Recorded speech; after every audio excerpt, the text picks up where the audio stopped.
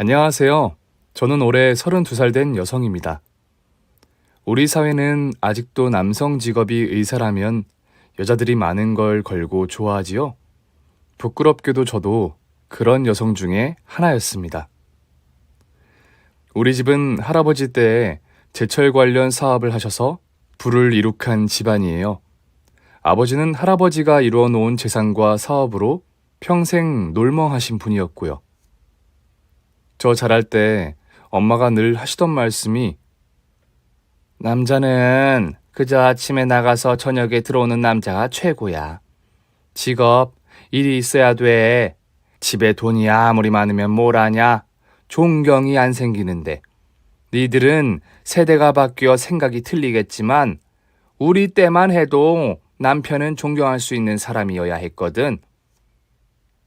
엄마는 꿈이 많은 학창시절을 보냈고 교대에 진학해서 초등학교 선생님이 되고 싶으셨는데 아버지가 결혼 안 해주면 약 먹겠다고 거의 협박하다시피 허구한 날 처가될 집에 가서 들어눕고 떼쓰듯이 데려온 겁니다. 고3 졸업하자마자요. 평생 직업 없이 집에서 빈둥거리는 남자. 진절머리 나셨겠지요.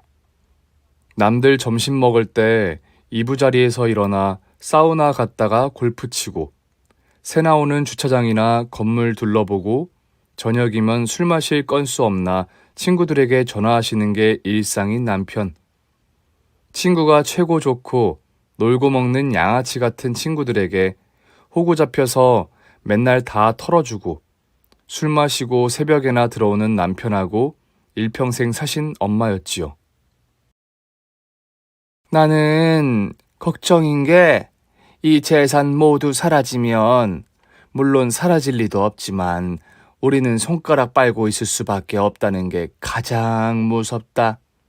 저렇게 할 줄 아는 게 하다못해 집안 정구도 하나 못 갈아 끼우는 사람이니 내가 뭘 믿고 살아야 할지 모르겠구나. 너는 결혼을 잘해야 돼. 사업하는 사람도 절대 안 돼. 그런 엄마 밑에서 자라서 그런가 저는 거의 강박이다시피 전문직 남성에 대한 로망이 있었습니다. 아무리 최고 대학 수재를 과외 선생님으로 붙여주면 뭐하나요? 저도 집안 피를 이어받아 머리가 안 좋아 삼류 대학분이 못 갔는데요. 공부 못하는 저는 공부 잘하는 남자, 최고 직업 남자 하면 눈이 튀올 수밖에 없었습니다. 여러분, 전문직 남성을 소개해주는 어플이 있다는 것 알고 계신가요? 저는 거기서 몇 번의 소개팅 끝에 지금의 남편을 만났어요. 처음에 남편은 저를 결혼 상대자로 생각하는 것 같지 않았습니다. 그럴 수밖에 없는 게 우리나라 최고 대학 의대를 나오고 대학병원 신경외과에서 레지던트 1년 차로 근무하는데 삼류 대학에서 식품학을 전공한 저를 결혼 상대자로 생각해서 만난 거는 아니었을 거예요. 그런 그에게 자존심이고 뭐고 제가 좋아서 눈이 뒤집혀서 죽자 사자 했습니다. 대학병원 레지던트 1년차는 사람다운 생활을 할 수 없고 정말이지 가장 치열하게 살 때입니다. 샤워나 머리도 간신히 5분 내에 해치워야 하는 그들의 일상. 그런 와중에 저와 데이트를 했던 그는 정말 한 달에 한두 번 얼굴 보기도 힘들었어요. 그러니까 더 갈증이 나서 제가 목을 맸지요. 저와 결혼 생각도 없어 보이고 늘 무덤덤하고 무심하게 구는 사람에게요. 그날도 당직을 사흘 연달아 서고 하루 오프받아 나온 날이었는데 저녁 먹으면서 둘 다 술을 많이 마시고 충동적으로 원나잇을 하게 되었습니다. 문제는 그 원나잇에 아기가 생긴 거예요. 아기를 앞세워서 의사와 결혼하자, 그거는 아니었습니다.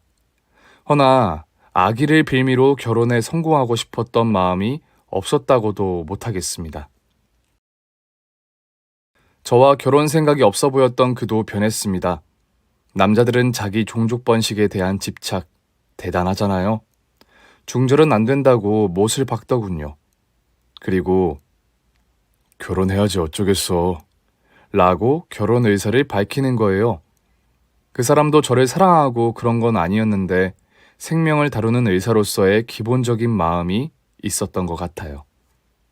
아기를 지으면 안 된다고 말하는 그가 더 멋있어 보이기도 해서 저는 결혼하면 이 사람에게 마음과 몸을 바쳐서 아기도 훌륭하게 키우리라 다짐을 했습니다.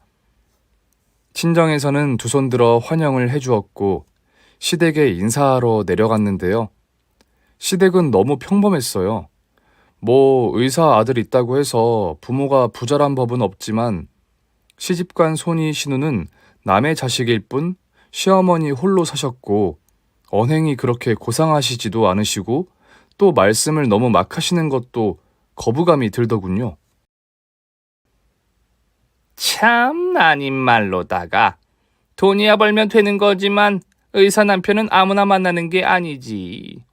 요즘은 의사 사위 보려면 개업까지 책임을 져주는 게 기본이라던데 댁에서는 준비가 되셨겠지?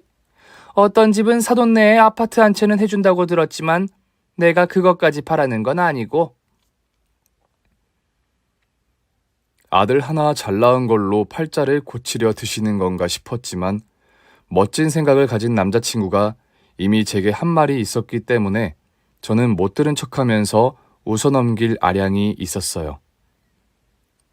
자기, 난 대학병원에서 남아서 과장까지 할 거야. 그러니 개업해줘야 한다. 그런 거 신경 쓰지 마시라고 해. 남편의 아버지는 2년 전에 돌아가셨다고 들었습니다. 결혼을 반대하셨던 친가 때문에 가족과 연을 끊다시피 시부모님 두 분이서만 사셨다고 하더라고요. 벽 액자에 걸린 사진을 보고는 저렇게 중후하고 멋진 시아버님이 가족과 연을 끊고 시어머니를 택할 정도로 시어머니가 어디가 좋으셨을까 싶게 우리 어머니는 제 눈에는 너무 허영에 쩌들은 분 같았습니다. 외모도 특출난 데도 없고 아니 오히려 뭔가 건강하지 못해 뵈는 푸석하다고 해야 하나? 그런 모습도 좋은 인상을 주지는 않으셨거든요. 인사를 드리고 온 다음 날 시어머니께서 전화를 하셨습니다. 말씀의 결론은 예단비, 승용차 비용 등 2억 6천을 비롯해 신혼여행 2천만 원. 병원 개업은 당신 아들이 결단코 하지 않을 생각이라니. 대신 아파트 전세금 14억을 준비하라는 통보였습니다. 친정에 말씀을 드렸더니 해줘라 해줘. 까짓것 우리 집안에 경사가 나게 생겼는데 이제 한 10년만 있으면 대학병원 신경외과 과장이 내 사위인데 라고 하시더군요. 양가 상견례 날 우리 할아버지가 돌아가신 지 3년 탈상이 석 달 후라 날짜를 그렇게 미루는 그것만 양해를 부탁드린다고 절절 매시는 친정엄마 모습에 속이 뒤집혔던 것도 사실이에요. 예로부터 상중에는 결혼식을 안 하는 거니까요. 시아버님 돌아가시고 3년이 딱 석 달 후입니다. 그저 너그럽게 생각해 주세요. 다 애들 잘 살고 애들 좋자고 가리는 건 가리는 거니까요. 결혼식 장소도 억소리 나는 호텔 결혼식을 해야 하지 않겠냐고 주문을 추가까지 하시는 시어머니께 우리 엄마는 그냥 고개를 조아리기 바쁘신데 왜 그렇게 자존심이 상하던지요. 그렇게 제 결혼식 준비는 시작되었습니다. 시어머님은 사사건건 어디 모피코트가 좋다더라. 어디서 가방을 보고 왔는데 너 좀 같이 가자. 고가구 전문점 좀 가자. 기타 등등 이루 말할 수 없는 참견을 다 하시면서 숨통을 죄시는데 있는 집에서 자라 돈 싸들고 시집가는 저도 따라가기 벅찰 정도였습니다. 그렇게 돈을 물쓰듯 쓰고 있는 와중에 우리 아버지가 할아버지의 50년 지기 친구, 그 할아버지도 제철 관련 사업을 하셨는데 그분 빚보증을 잘못 서서 우리 집안에 몰락이 닥쳤어요. 아버지는 당신 아버지의 친구시니까 믿거라 하고 보증 쓰신 거겠지만요. TV에서나 보던 보증 잘못 써서 집 날리고 재산 날리는 이야기가 우리에게도 해당될 줄 꿈에도 몰랐습니다. 보증 이야기는 길게 하면 가슴이 아프니 빨리 하고 넘어가도록 하겠습니다.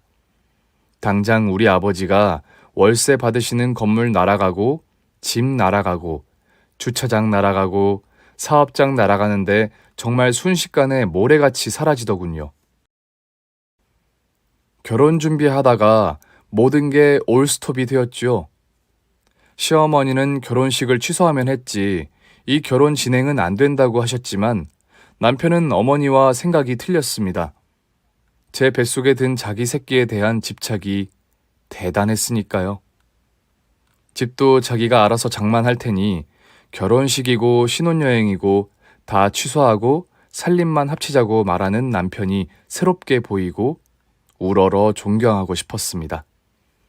우리 엄마가 늘 말씀하시던 남편에 대한 존경의 마음이 생기게 된 거지요. 내가 어차피 1년 차라 신혼여행 빼기도 눈치 보여. 차라리 잘 됐어. 친정의 부도 아닌 부도는 친정엄마의 친정으로 부모님과 동생이 도피하는 걸로 마무리되고 우리는 그렇게 남편이 준비한 24평 아파트에서 신혼을 시작했습니다.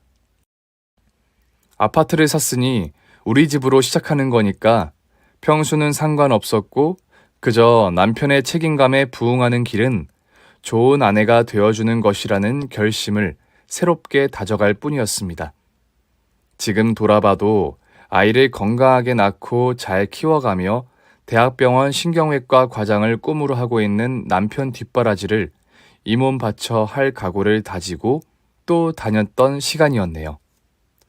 그렇게 건강한 아들을 낳고 저는 친정의 불행에도 불구하고 저 자신은 이미 시집와 여기가 내 집이기 때문에 내 행복에 젖어들었습니다. 단 하나, 아기랑 남편과 셋이서 알콩달콩 못하는 건 아쉬웠지요. 옆에서 지켜보는 남편의 레지던트 생활은 너무 안타까웠습니다. 매일 병원에서 쪽잠을 자면서 수술방까지 두루 섭렵해야 하는 1년차. 일주일에 한 번 얼굴 보기도 힘들었어요. 남편은 정신없는 의국 생활을 하는 사람답게 전화 연락도 잘 되지 않았습니다. 일주일에 한 번도 들어올까 말까 한 남편이 자기 아들이 얼마나 보고 싶을까 마음이 아파서 제가 아기를 데리고 병원으로 가겠다고 하면 늘 지금 코로나가 창궐해서 이 난립한 시국에 어디로 오겠다는 거야 라고 굳고 말렸어요. 이 귀여운 아기의 옹알이 그리고 하루하루 커가는 모습을 저만 즐기는 게 안타깝고 또 아빠 얼굴도 못 익히고 자라는 아기한테도 너무 미안해서 저는 열심히 동영상을 찍어서 남편에게 보내주었지요. 남편은 늘 너무 힘들다. 오늘도 수술방에 2번 들어갔어. 어제는 2시간이나 잤나? 글쎄 시간 보는 게 무서워서 시계 안 보고 자서 모르겠다. 아기도 너무 보고 싶고 당신도 너무 보고 싶다. 라고 답신을 보내왔기 때문에 저는 일하느라 가정에도 못 있는 그가 불쌍하고 애틋하기만 했습니다. 자기 아들이 얼마나 보고 싶으면 수술복 위에 패딩 잠바 하나 걸치고 일주일에 한 번 들려서 2~3시간 있다가 가는 남편. 그는 우리 가정을 위해 가장으로 그리고 성공을 위해 달리는 성실한 의사 기관차로 보였습니다. 남편이 그렇게 열심히 쉬지도 못하는 기계처럼 일을 하니 저는 홀시어머니께 잘해야겠다고 그게 남편을 위하는 길이라고 생각했어요. 사실 시집 올 때보다 하루가 다르게 푸석푸석해지시는 시어머님이 신경이 쓰이기도 했지만요. 남편이 없어도 아기를 데리고 한 달에 2번은 꼭 찾아봤습니다. 다른 여자한테 장가갔으면 떡 벌어지게 해받을 아들에게 시집 오면서 아무것도 해온 것 없는 며느리에게 막말을 하실지라도 저는 남편에 대한 고마움을 시어머니께 표현해야 하는 걸로 믿었으니까요. 시어머니는 제가 놀고 먹는 것도 못마땅해 하셨습니다. 대학도 3류, 응? 할 줄 아는 것도 없으니 나가서 폐지나 주웠으면 딱이겠구만. 의사 아들 체면 생각해서 그것도 해라 못하겠고. 제가 아무것도 해온 게 없는 것도 말씀의 끝에 꼭 붙이시는 건 기본이셨지요. 도대체가 뭐 하나 변변한 것도 없는 주제 아니냐? 너 딱 하나 친정에 돈 있는 거였는데 이제는 네가 해줄 수 있는 것도 없잖아. 제게 막말하시는 건 하시는 거대로 시어머니는 조금 이상한 분이셨어요. 제 결혼식 때는 뵐 거라 예상했던 신우도 한 번 본 적 없고 당신 따님인데도 신우 이야기 하시는 걸 뵌 적도 없거든요. 저도 손잇 신우랑 몇 번 문자 메시지 주고받은 게 다인 사람이라 신우가 자기 어머니한테도 살가운 사람은 아닌가 보다 짐작만 했을 뿐이지요. 무엇보다 시어머니는 친구가 없다는 것도 이상했어요. 시어머니 동생분들이 있다고 들었는데 제 앞에서 친지나 친구하고 통화하는 걸 본 적이 없었습니다. 보통 제 어머님 연세의 여성분들은 대체로 남편보다 친구가 좋다, 뭐 그런 마인드 들이시잖아요. 점심 때 친구들 만나 점심 드시고 대화하시고 들어오시는 것, 점심 때 식당에 가보면 모두 어머니 또래 아주머니들 개 같은 거 하시는데 우리 어머니는 대체로 전화도 얼음 상태, 고독한 성에 혼자 갇힌 그런 분위기를 풍기셨으니까요. 하긴 좋아 보이지도 않는 성격, 저 밉상 말투, 그냥 일상적으로 하는 막말, 누가 친구를 해주겠냐마는요. 그날은 남편이 오랜만에 비상 걸릴 염려 없는 오프라면서 일찍 들어와 아기하고 놀다가 저와 맥주 한 잔을 했습니다. 부부다운 모습을 연출한 밤이었는데 맥주를 여러 캔 마신 남편이 그러더군요. 여보, 나 말이야, 대학 때 공부를 못했어. 그런데 언제부터 이를 물고 공부했는지 알아? 그날 이야기한 남편의 이야기를 추려보면 이렇습니다. 부모 재력, 명예 빵빵한 집안 틈에서 놀던 하나도 안 친한 학급 여자 동기와 수업을 옆자리서 듣게 되었는데 처음으로 대화를 나누었답니다. 한석아, 네 엄마 아빠 뭐 하셔? 그건 왜? 엄마는 그냥 가정주부고 아버지는 회사원인데. 어머나, 그럼 부모님 의사 아니셔? 왜? 꼭 부모님이 의사여야 의대에 들어오는 거야? 아니, 그렇다기보다는 기본적인 머리가 있어야 하잖아. 헐, 너 그러고도 공부 따라가겠니? 라고 하더랍니다. 그때부터 남편은 죽자고 공부해서 지금 레지던트까지 오게 된 거고 그 여자 동기는 그냥 의대 본가만 하고 시집 가버렸답니다. 그날 그 이야기를 해주는 남편의 눈빛은 슬퍼 보였어요. 남편은 그렇게 늘 지친다, 힘들다는 메시지를 보내면서 힘든 병원 생활을 이어갔고 저는 가정에서 육아와 살림을 했습니다. 아기가 밤낮을 뒤바꾼 채로 몇 개월을 지내는 통에 저도 너무 힘든 일상이었지요. 그러던 어느 날 누가 벨을 눌러서 나가보니 부동산에서 왔다고 하면서 집주인이 세입자분들과 연락이 안 된다며 가보라고 해서 왔다는 거예요. 아기 아버지하고 연락이 안 되네요. 월세 석 달 밀린 거 이번 주 내에 안 보내주시면 보증금에서 까시겠다고 하네요. 저는 이게 무슨 소리인가? 이 집은 우리 집인데 누가 집주인이냐고 물었더니 집주인은 따로 있고 이 세대는 월세고 자기가 직접 소개를 시켜주었다고 하는 거예요.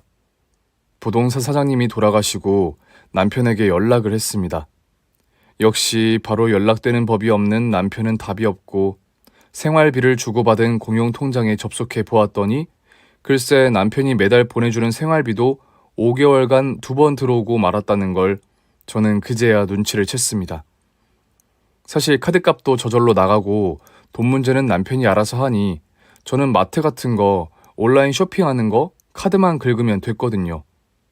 결국 그날 저녁 늦게 남편과 통화가 되어서 부동산에서 찾아온 이야기도 하고 생활비를 안 넣어준 이유도 따지듯이 물었어요. 야, 그럼 너가 해온다는 거 하나도 못 해오는데 내가 돈이 없어서 월세로 얻는다는 이야기를 하면 네 마음이 편했겠냐? 너는 내 깊은 마음을 정말 몰라준다. 그래, 나 돈 모자라서 월세로 했어. 그 이야기를 들어도 수긍할 수가 없었습니다. 제가 해온다는 집을 못 해와서 그가 이렇게 바람막이 되어준 거는 감사한 일이나 그렇다고 월세를 굳이 매매라고 속인 거는 남편에 대한 의구심의 시작이었지요.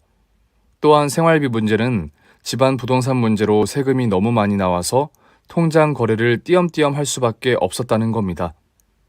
어쨌거나 남편이 알아서 해결하겠다고 했고 뭔가 깨름칙했지만 저는 밤낮이 바뀐 아기 때문에 거의 잠을 못 자는 상황에서 머리가 늘 멍했어서 기타부타 길게 따지고 싶지 않았던 것도 사실입니다. 그리고 얼마 후 남편이 집에 들어왔습니다. 아기랑 한참 놀다가 좀 자겠다며 방에 들어가고 늘 그렇듯 단 몇 시간만이라도 깊은 잠을 자라고 저는 아기랑 아기 방에서 있었습니다. 그런데 아기 방에 남편 핸드폰이 있더군요. 비상 연락 올지도 모른다며 늘 핸드폰을 손에서 놓지 않던 사람이니까 방에 가져다 주려고 핸드폰을 들고 안방으로 이동하는데 카톡이 오는 거예요. 이게 카톡을 읽으면 읽은 표시가 나니까 남편이 알면 기분이 나쁘니 안 읽고 싶어도 1분도 안 되는 사이에 계속 오니까 볼 수밖에 없었습니다. 세상에나 메시지를 보내는 사람의 프로필 사진이 남편하고 찍은 여성 사진인 겁니다. 이게 뭔가 하고 부들거리면서 클릭하려는데 남편이 어느 사이 핸드폰을 낚아채면서 지금 이게 뭐 하는 짓이야? 100년을 함께 산 사이라도 배우자 폰은 봐서는 안 되는 거 몰라? 그 여자 누구냐고 따졌더니 대답을 않고 잠바를 걸치고 나가더군요. 하도 황당해서 남편에게 계속 연락을 취했습니다. 그날 내내 안 받는 거예요. 하긴 두어 시간만 자고 나가서 오늘은 응급실 당직을 선다고 했으니 안 받는 게 당연하지요. 응급실은 그야말로 일초가 긴박하게 돌아가는 곳이고 부부 사이의 불안은 불하고 일에 지장을 주면 안 되니까요. 그런데 문제는 그날부터 남편은 연락두절되었다는 겁니다. 하루 종일 연락이 안 되어도 저녁 늦게는 꼭 연락을 주었는데 며칠을 카톡은 확인을 해도 답이 없는 거예요. 저는 속으로 이 인간이 바람을 피긴 폈구나. 바람을 핀 걸 정통으로 들켜서 저리 도망 다니는구나 직감을 했습니다. 세상에나 결혼한 지 얼마나 되었다고 레지던트 1년차가 하루에 2시간이나 잘까 말까 하면서 바람 필 시간은 언제 있는지 기가 막혔지만 또 한편으로는 하긴 남자들은 치마만 둘러도 좋아하고 남의 여자에 눈 안 돌리면 남자도 아니라는 말. 젓가락만 들 힘이 있어도 그 생각을 하는 종족들이라는 소리는 학교 선배 언니들이 늘 하는 말을 들었기 때문에 아주 황당하지는 않았습니다. 하도 전화고 뭐고 연락이 안 되니 약이 오른 저는 아기를 데리고 시어머님 댁에 찾아갔습니다. 하소연한다 한들 제 편들어줄 분 아니라는 건 알았지만 당신 아들이란 인간에 대해서 좀 알려주고 싶었고 아들의 비행은 그를 낳은 어머니가 제일 먼저 알아야 한다는 생각에서였어요. 역시 제 생각대로 시어머니는 몹쓸 놈 소리 같은 거 단 한마디도 하지 않으셨습니다. 예, 너나 잘해. 몸간수도 제대로 못하는 여자랑 결혼한 내 아들이다. 책임져주면 된 거지. 뭐가 그렇게 말이 많아? 라고 말씀하시는데 같은 여자로 어떻게 저런 말씀을 막 하시는지 이해가 안 됐습니다. 몸간수도 못하는 여자인 너를 뭘 믿고 결혼을 한 내 아들도 그렇지만 그나저나 설마 이 아이가 내 친손주 맞긴 한 거지? 너 그거 아니면 이 자리에서 배락을 맞아도 할 말 없는 거 알지? 라고 하시는 거예요. 결국 이야기의 취지는 그거였습니다. 어쨌든 훗날에 신경외과 과장 자리 오르면 넌 과장 사모님 되는 거니까 몸바람 따위는 그냥 참고 살라는 거지요. 도대체 뭘 자시면 저렇게 살이 찌고 붓나 싶게 날로 부으시는 어머님 얼굴과 그 심보와 막말들 듣기도 보기도 싫어서 저는 아기를 데리고 집으로 돌아왔습니다. 남편은 2주가 넘게 집에도 안 들어오고 연락도 안 되고 카톡은 계속 씹고 너무 열이 받고 제가 어떻게 해야 옳은 건지 모르겠어서 자주 접속해서 아기 관련 정보도 얻고 하는 맘카페에 접속해서 글을 올렸어요. 일종의 하소연이랄까? 생활비며 부동산 건이며 바람질까지 화가 나서 참을 수가 없는 기분도 그렇지만 인생 선배들에게 조언을 구하고 싶었던 것도 사실입니다.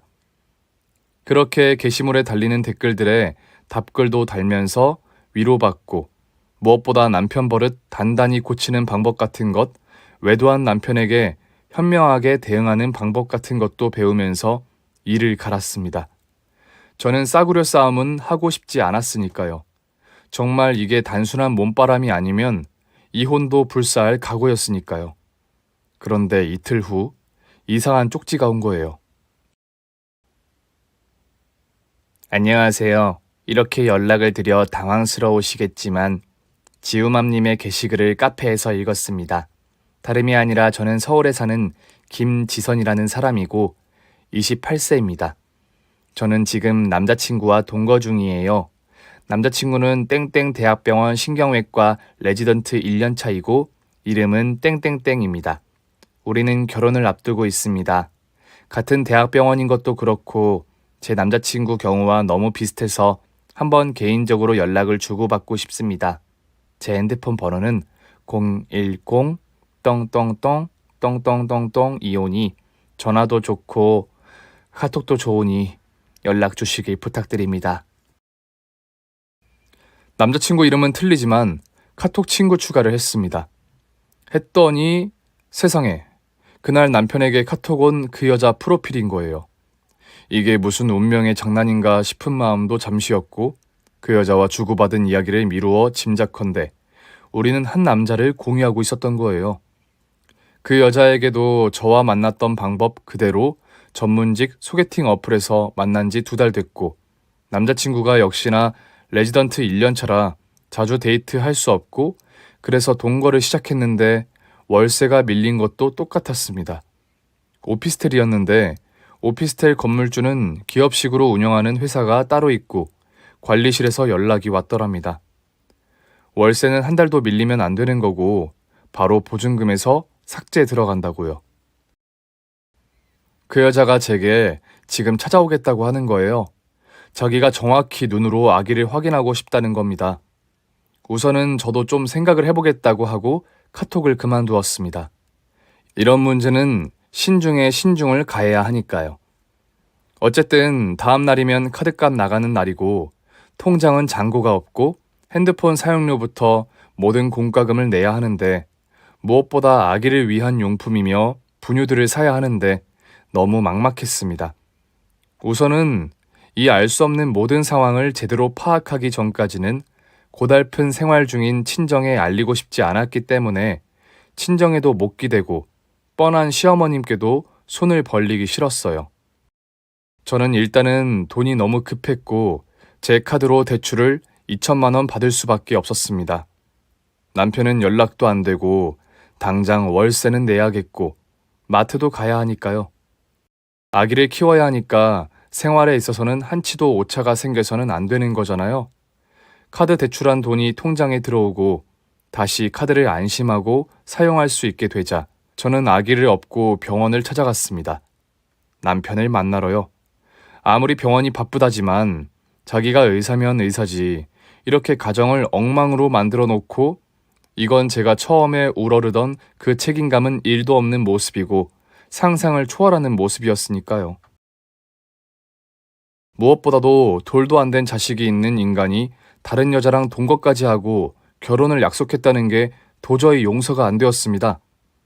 한참 코로나로 예민한 시기였기 때문에 안내 데스크에서 남편을 찾았습니다.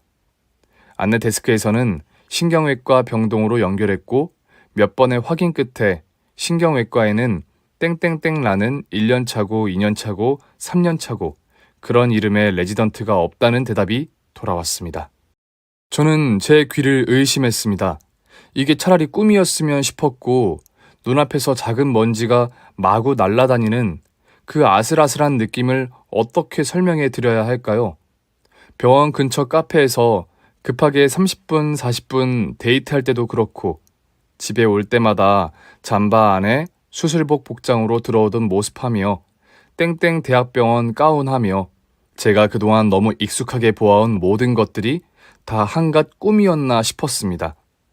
저는 우선은 아기가 깰 시간이 되어 택시를 타고 집으로 돌아왔습니다. 아기를 먹이고 씻기고 재우고 난 후 남편에게 다시 카톡을 했습니다. 나 김지선 씨하고 통화했어. 나 그 여자랑 만나러 가기 전에 자기부터 만나고 싶어. 그리고 자기 땡땡 대학병원 레지던트 아닌 것도 알아. 되도록 빨리 연락 줘. 당신 자식이 여기 있어. 최소 나한테는 모든 진실을 다 알려주길 바래. 약 2시간가량이 지나서 남편이 들어오더군요. 그는 아주 덤덤한 모습이었고 차라리 후련하다는 표정이었습니다. 그날 남편이 해준 이야기를 종합해보면 이렇습니다. 남편은 땡땡 대학병원 신경외과 간호조무사였답니다. 아버지가 집안의 반대에도 무릅쓰고 엄마와 결혼한 대가를 톡톡히 치르시느라 그런지 그 우울증 그리고 신경질적인 태도와 행동이 유독히 심하셨다고 해요. 그 신경질적인 혹은 히스테릭을 보며 자라온 자기 어린 시절은 불우했답니다. 그리고 그렇게 특출난 머리가 아니었던 남편의 꿈은 의사였대요. 무엇보다 신경외과 같은 것을 전공해서 아버지의 유별난 히스테릭에 대한 연구를 하고 싶었답니다. 그러나 사람이 타고난 머리가 있는 법, 성적이 너무 안 좋아 고등학교만 간신히 졸업하고 간호학원을 1년 수료한 후 간호조무사로 취직이 되었다네요. 신혼 초에 말한 의대 재학 시절 여사친과의 경험담은 아마도 자기의 꿈을 투영해서 풀어낸 스토리라고 이해해주면 된다고 하면서 울더군요. 땡땡대학 신경외과 간호조무사로 들어가고 열심히 일을 한 남편은 아무래도 자기의 꿈이 의사였기 때문에 팀 동료들보다는 의사들을 쫓는 눈길이 강했는데 좋은 의사들한테는 잘해주고 싶고 나쁘게 대하는 의사들한테는 남편도 도와주기 싫은 게 있었다고 합니다. 사람이니까요. 그런데 전공의들이 텀 체인지라고 해서 몇 달마다 바뀌는 그런 게 있는데 오래 볼 수 있는 의사 선생님들에게 잘 보이려 하고 친해지려 하는 자기 모습이 구차했답니다. 자기 모습이 구차해지니 만사가 짜증스럽고 트러블도 생기고 자존감을 깎아먹는 일 못하는 자신도 밉고 동료들의 함부로 하는 말도 미워서 우울증 약까지 먹어가며 일을 했다네요. 그러다 결국 일이 너무 힘들어 퇴사를 하고 받았던 4년치 연봉으로 살아온 거랍니다. 그런데 아버지의 신경질환이 그렇게도 싫었는데 그게 자신에게 고스란히 영향력을 주어서 자신은 의사에 대한 이루지 못할 꿈에 시달리다가 결국 내가 의사라는 걸 누구에게 투영받고 싶었고 그래서 전문직 소개팅 어플에 가입을 하게 된 거랍니다. 내가 의사는 아니지만 누가 날 의사로 믿고 대해주는 그 기쁨을 만끽하는 길은 아무리 둘러보아도 전문직 소개팅 어플이었단 거죠. 남자들은 자기 여자에게 인정받을 때 가장 성취욕을 느낀다는 걸 알고 계시나요? 아마 그런 종류의 희열이었겠지요. 그런데 제가 아기를 낳고 관심이 온통 아기에게 가자 다른 여자에게 눈을 돌린 거랍니다. 다시 의사로서의 자신을 인정받고 싶은 욕구인 거지요. 그의 이야기를 들으며 내내 울던 저는 안 물을 수가 없었어요. 그럼 병원에서 근무 중이라고 하고 어디에 가 있었어?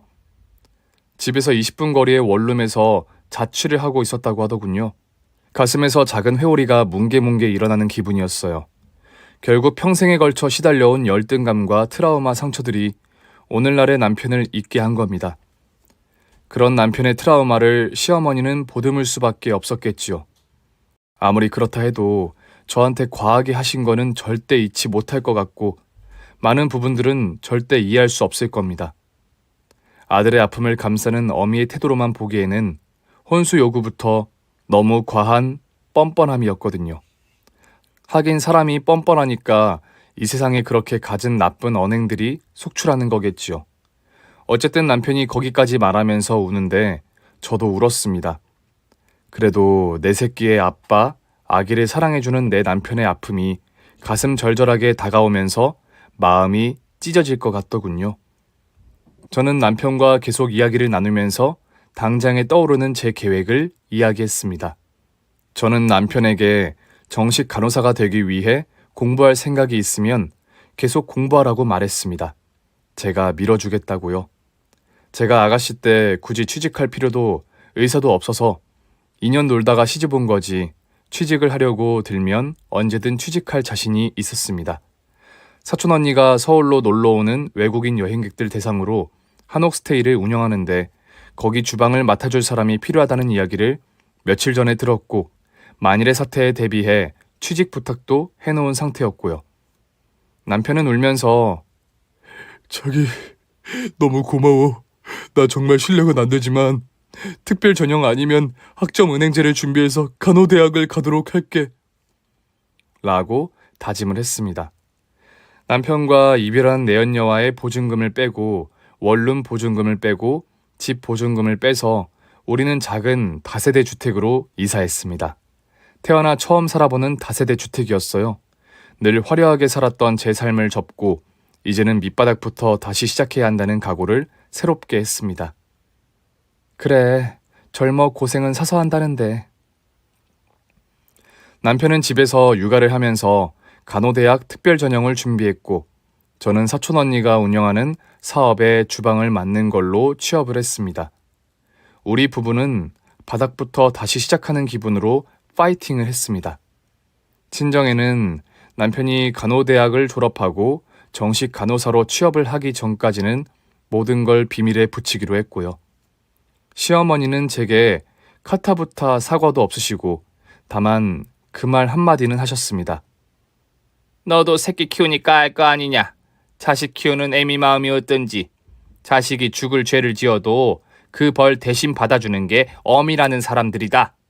라고요. 제게 하신 극강의 행동은 이해 못하지만 그렇다고 남편의 어머니 그 자리까지 부정할 수 없는지라 그저 수긍도 긍정도 아닌 제 할 도리만 하는 며느리가 되기로 했습니다. 새로운 출발을 시작하고 얼마 안 되어 시어머님이 건강검진에서 단백뇨 소견이 나오더군요.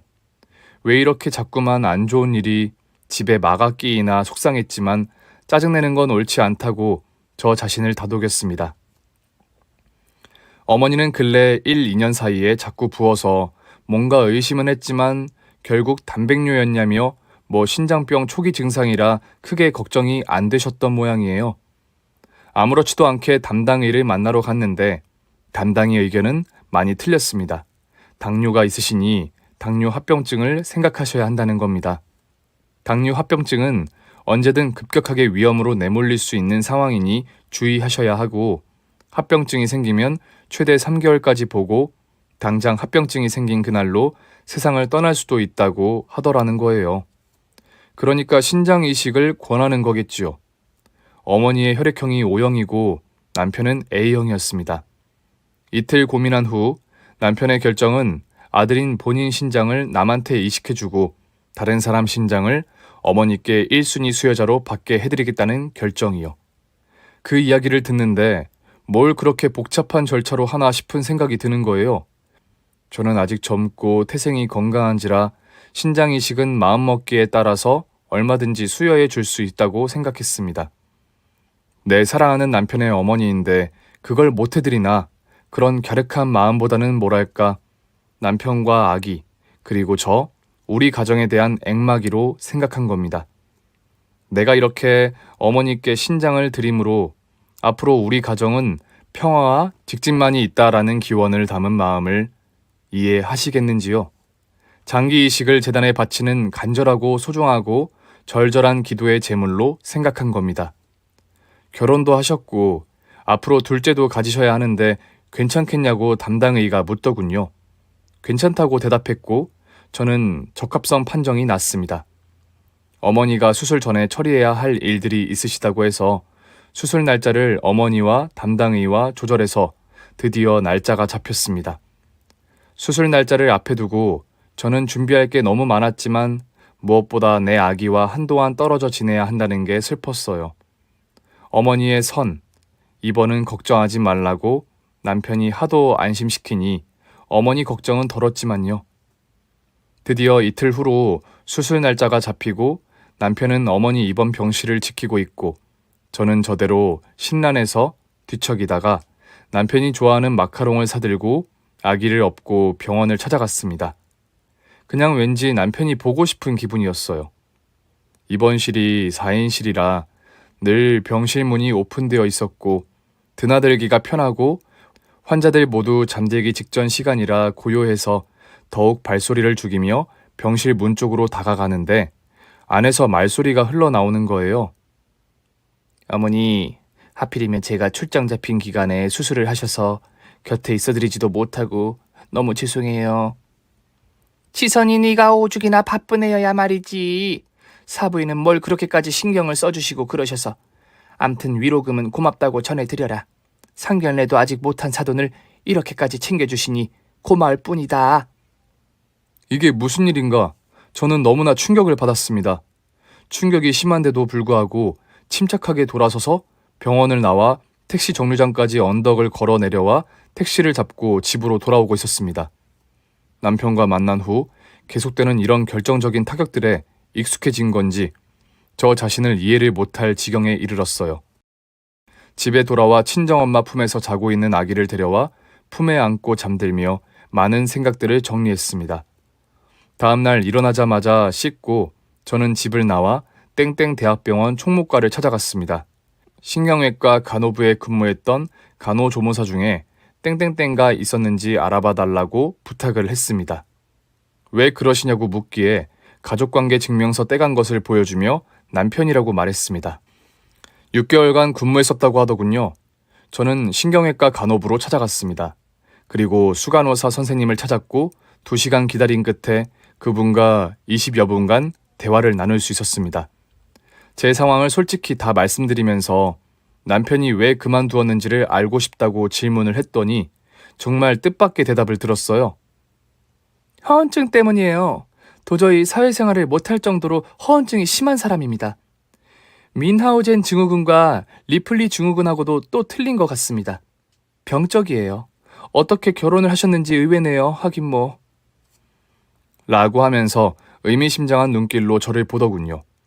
병원에서 근무하는 내내 형편없는 기본 실력은 그렇다 치고 일에 대한 추궁을 받으면 그냥 남의 핑계는 기본에다가 일적인 면뿐 아니라 괜한 이간질, 괜한 거짓 증언, 이루 말할 수가 없어서 쫓겨났다는 거예요. 저는 집에 돌아와 신우에게 전화를 걸었습니다. 늘 문자 메시지만 주고받으며 간신히 어색함만 지우며 지내던 신우와 첫 통화였어요. 하긴 결혼 후 6개월 만에 남편 일이 터졌으니 신우 생각할 틈이 없었던 거지요. 신우는 드문드문 더듬는 띄엄띄엄 이야기하는 제 말을 듣더니 올케 현재 어디 사냐고 물으시더군요. 광화문에 산다고 말씀드렸더니 20분 후에 찾아오겠다고 하시는 거예요. 신우는 시어머니랑은 많은 틀린 분위기였어요. 액자 속의 시아버님을 많이 닮은 신우를 통해 들은 이야기 또한 충격적이었습니다. 시아버지는 평생토록 시어머니와 남편, 즉 모자지간에 극심한 허언증에 시달리다가 우라병을 얻으셔서 돌아가셨다는 겁니다. 친가와도 모든 인연을 끊게 된 계기도 시어머니의 극심한 허언증 때문이었고 시아버지의 정신적인 질환과 히스테릭과 신경질도 모두 두 모자의 허언증에 시달림을 받아서 생긴 증상이라네요.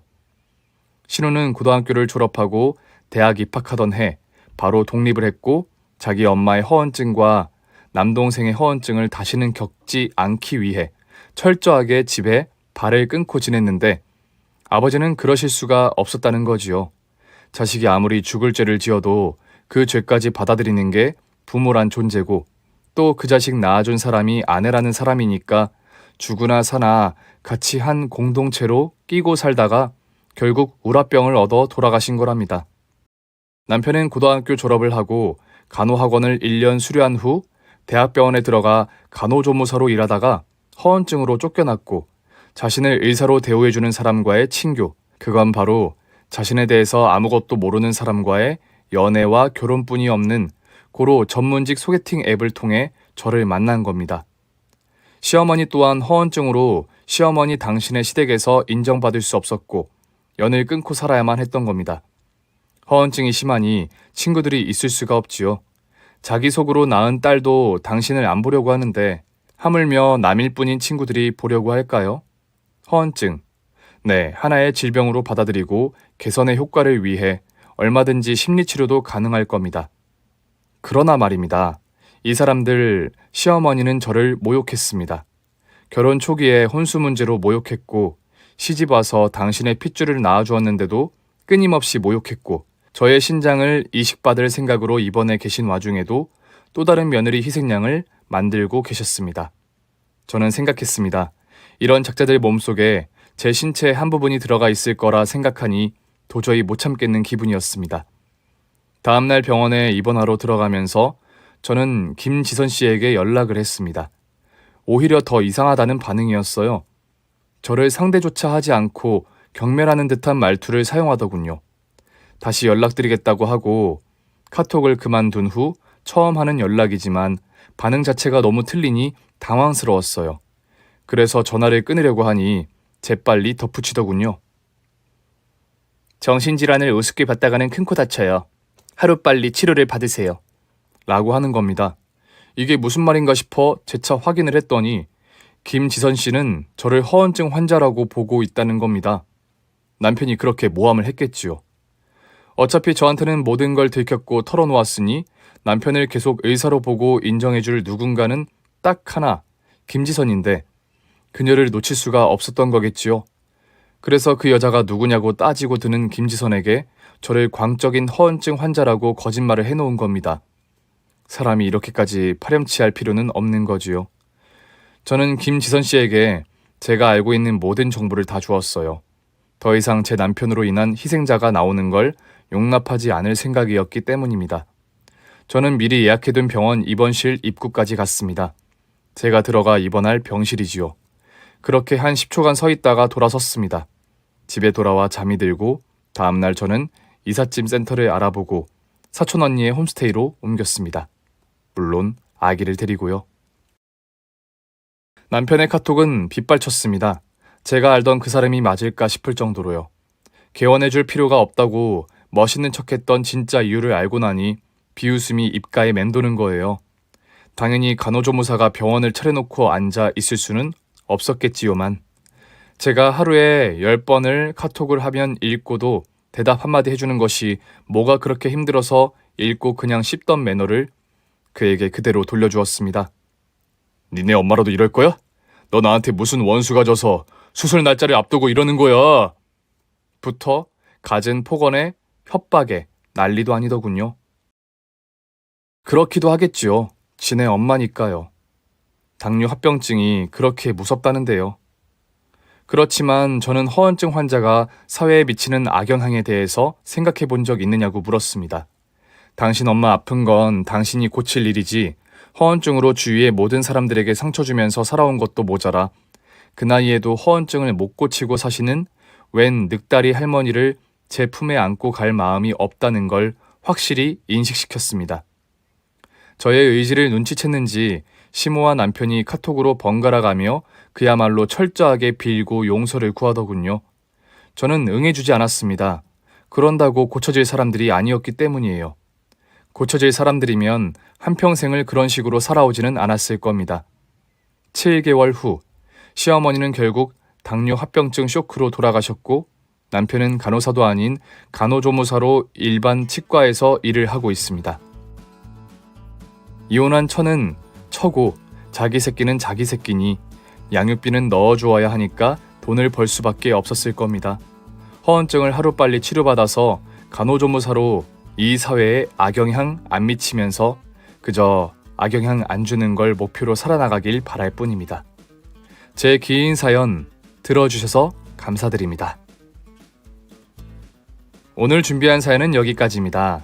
재미있게 들으셨다면 구독과 좋아요, 알림 설정까지 눌러주세요. 그럼 저는 다음 사연으로 찾아뵐게요.